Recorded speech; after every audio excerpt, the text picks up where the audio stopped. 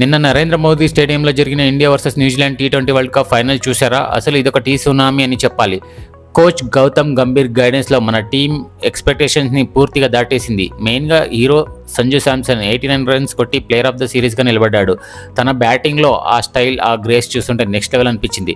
గ్రీజ్లో అతని బాడీ లాంగ్వేజ్లో కాన్ఫిడెన్స్ మామూలుగా లేదు. ఇక మన అభిషేక్ శర్మ 18 బాల్స్తోనే 50 కొట్టి గాల్లోకి ఎగురుతున్న తన హెయిర్తో, ఆ బ్యాటింగ్ స్టైల్తో స్టేడియంని ఊపేశాడు.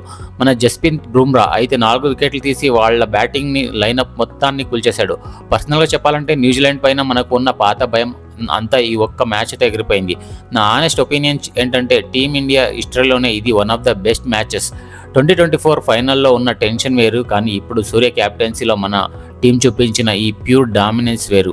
హోమ్ గ్రౌండ్లో కప్ కొట్టడం నిజంగా గూస్ బంప్స్ తెప్పించింది. మరి మీరేమనుకుంటున్నారు? సంజు శాంసన్ని ఇక పర్మనెంట్గా టీ20లో ఫిక్స్ చేసేయచ్చా? మీ ఒపీనియన్ ఏంటో ఖచ్చితంగా కమెంట్